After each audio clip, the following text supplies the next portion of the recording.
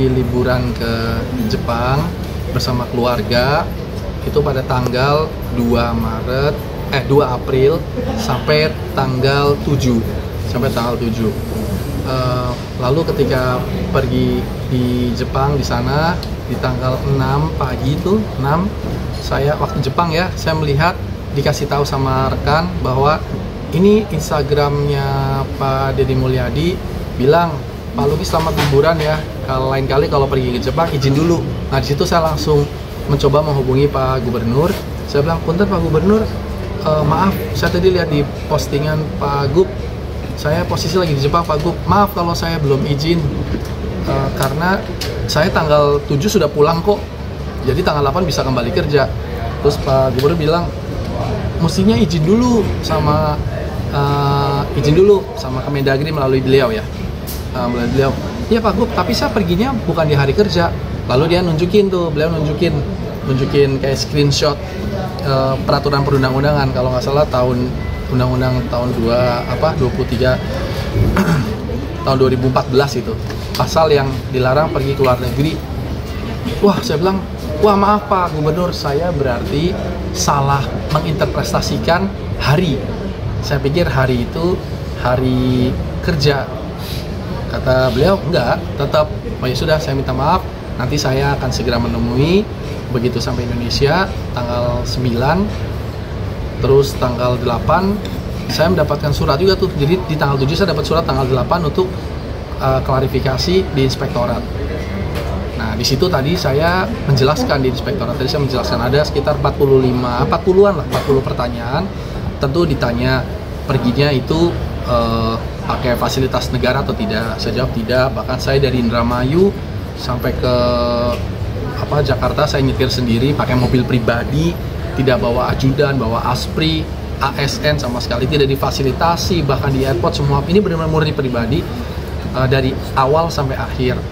Lalu kenapa tidak mengajukan izin? Saya mengatakan bahwa saya sudah mengajukan izin sebenarnya tanggal 8, 9, 10, karena saya pergi dari tanggal 2 sampai tanggal 10, 11 lah, 11 itu kan sampai Indonesia. Loh, kenapa izinnya 8, 9, 10? Karena 8, 9, 10 adalah hari kerja, makanya saya mengajukan izin.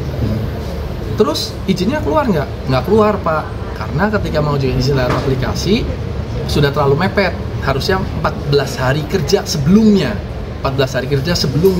dan sementara tanggal 22 bulan Maret itu sudah nggak ketemu tuh hari kerja 14 hari.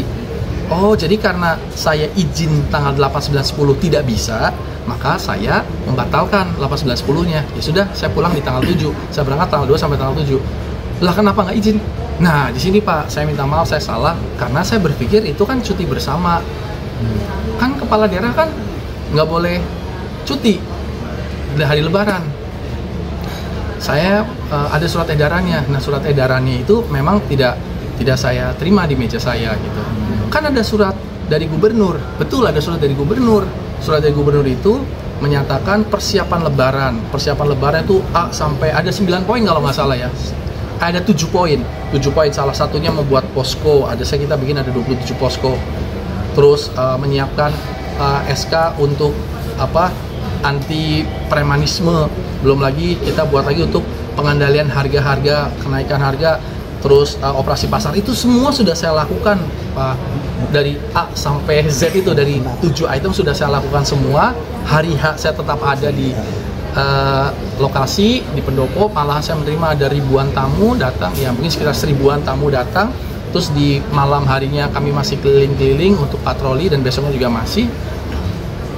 Dan karena memang semua ASN itu sudah pada tutup, Sekda sudah pulang kampung, Asda sudah nggak ada, jadi kantor-kantor itu tutup. Jadi di kantor bupati itu cuma saya dan satpam di depan, ada 2 orang kalau nggak salah satpam di depan. Ya sudah, saya titip sama Pak Wabub karena tinggal rumahnya itu dekat kantor pendopo, dekat kantor rumah itu cuma sekitar 700 meter. Saya titip Pak Wabub, semua sudah berjalan lancar, insya Allah semua sudah kita lakukan. Saya pergi dulu selama 5 hari. Saya titipkan semua kewenangan, kalau ada mendadak-mendadak Pak Wabub lakukan. Pak Wabub pun menerima, Wakil Bupati pun menerima. Jadi saya pergi. Nah, saya jelaskan bahwa ya saya pergi karena itu di cuti bersama. Kalau itu nggak boleh karena memang suatu pelanggaran, berarti saya minta maaf karena saya salah mengartikan peraturan yang dibuat di situ undang-undang itu. Harusnya mau hari libur kayak tidak libur kayak pokoknya nggak boleh pergi tanpa izin menteri. Nah disitulah saya salah. Izin Mas, tapi ada sanksi dari inspektor Mas? Sanksi itu mungkin nanti keputusannya kalau sudah kan ini kan saya diminta klarifikasi. Setelah itu nanti kan mereka akan mengolah data dan mungkin ada pertimbangan-pertimbangan yang saya juga nggak tahu pertimbangannya apa. Berarti belum turun sanksi ya? Belum, kan begini Pak. Misalnya tadi saya ngomong persis seperti ini bahwa saya melakukan satu kesalahan. Anggaplah saya pegang gelas itu saya pecahkan gitu loh, saya pecahkan. Kalau ditanya gelasnya pecah nggak? Iya betul pecah. Saya pergi ke luar negeri tanpa memegang izin dari menteri. Tapi kalau ditanya kenapa kamu pecahkan? Saya nggak sengaja. Kenapa kamu pergi tanpa izin? Saya tidak tahu, tidak sengaja gitu. Karena itu di hari cuti. Kalau itu salah, ya berarti memang salah karena saya sudah memecahkan gelas, itu sebabnya saya minta maaf. Kalau memang saya harus mengganti gelasnya, saya akan ganti. Ibaratnya kalau memang saya disanksi, ya mau nggak mau itu adalah konsekuensi resiko yang harus saya tanggung. Jadi saya tawakal tuh, saya bertawakal dan berserah diri dan saya serahkan, saya ceritakan semua yang apa adanya.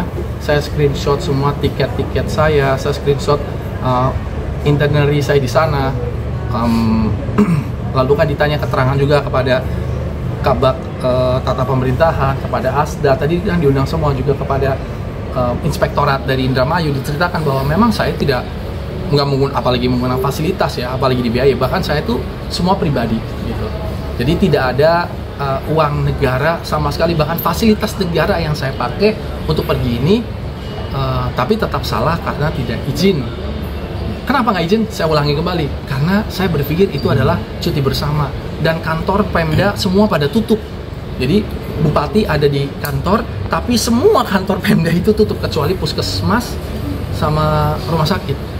Jadi bisa dibilang abang tidak tahu ya Pak tentang aturan dan larangan itu sendiri ya Pak? Saya mengetahui nggak boleh pergi ke luar negeri, tapi mengartikannya salah. Saya pikir itu izinnya kalau pergi ke luar negeri kalau hari kerja. Kenapa? Saya membaca satu jurisprudensi, satu permasalahan sebelumnya yang sama, bahwa ada kepala daerah yang mendapatkan sanksi, saya lupa tuh di Indonesia bagian timur, karena pergi di hari kerja selama beberapa minggu itu di hari kerja. Maka dari itu saya khawatir akan hal itu, saya meminta staf saya untuk buat surat di tanggal 22, bikin surat izin untuk tanggal 8, 9, 10, 11, 8, 9, 10, 11, karena itu adalah hari kerja tuh. Mental, oh yaudah kalau gitu saya nggak jadi deh, saya pulangnya tanggal 7 aja, kan hari cuti bersama tanggal 2 sampai tanggal 7. Ternyata itu salah. Mas saat melihat teguran dari Pak Menteri itu, katanya Mas langsung menghubungi beliau Mas ya? Dari Pak Gubernur ya? Iya, Pak Gubernur maaf. Iya, saya di Jepang langsung menghubungi beliau. Mas, artinya gini, kan karena kata-katanya begini, kalau lain kali kalau selamat berlibur Pak Luki, kalau lain kali kalau ke Jepang atau ke luar negeri izin dulu ya. Nah, berarti kan saya langsung mengartikan bahwa wah, berarti saya harus izin, ya kan? Karena dia izin dulu ya. Saya langsung hubungin, izin Pak Gub. Saya lihat di postingan Pak Gub nge-tag saya, izin posisi saya lagi di Jepang Pak. Tapi langsung dia bilang, tapi saya tanggal 7 sudah kembali kok. Maksud saya gini, saya tuh kenapa nggak izin? Karena tanggal 7 saya udah balik kok gitu loh. Kalau tanggal 8, sebenarnya saya tanggal 8, 11, 10 itu saya mengajukan izin. Tapi mental, akhirnya saya tidak teruskan gitu loh. Nah, beliau bilang, ya tetap ditunjukin itu tadi, jadi pengulangan tuh intinya. Saya langsung menghubungi beliau, baik Pak Wabub, Pak Gubernur, saya minta maaf, nanti saya akan menemui Pak Gubernur setelah kembalinya gitu. Jadi saya sudah sempat Zoom meeting sama beliau kemarin tanggal 7 malam saya Zoom meeting, ada rapat kerja gitu. Saya tetap mengikuti. Terus besok ini kan tanggal 9 saya ke Kota Bandung. Mas Yedi kan sebelumnya juga sebagai pejabat juga ya, walaupun bebas sekarang untuk itu sebelumnya sendiri emang nggak tahu juga aturan seperti ini Mas? Ya kalau ini flashback ya, saya tidak bermaksud membuka luka lama, tapi ketika saya jadi wakil bupati kan saya tuh tidak dilibatkan sama sekali sama hal-hal seperti itu. Boro-boro tahu peraturannya, saya tidak dilibatkan. Tapi kan harusnya saya cari tahu, betul saya cari tahu. Jadi tugas saya sebagai wakil bupati adalah membantu bupati bila mana diperlukan. Ini yang sekarang saya lakukan kepada wakil bupati saya. Saya satu hari itu punya ada sekitar 40 undangan, 40 disposisi. saya bagi setengah, tapi saya kurangin sedikit. Jadi wakil bupati itu 40%. Beliau mengerjakan tugas-tugas saya karena memang begitu banyak kan, saya 60%. Itu saya lakukan karena saya melibatkan wakil bupati saya saat ini dan begitu banyak kerjaan yang harus kita kerjakan. Nah, ketika ditanya, tadi pertanyaan juga muncul, kan Anda pernah jadi wakil bupati, apa Anda nggak pernah seperti ini sebelumnya? Saya selama jadi wakil bupati, saya cuma dapat 3 tugas. Yang pertama, tugas ke Bandung, nemuin BP2MI, kedua sama ke Bandung, tapi nemuin Mas Hengki Kurniawan itu sebagai Bupati Bandung Barat. Yang ketiga adalah memimpin upacara penutupan Agustusan. Jadi saya juga nggak ngerti, bahkan saya nggak punya staff, nggak punya macam-macam lah. Jadi kalau tanya, kok nggak tahu, ya memang begitu keadaannya.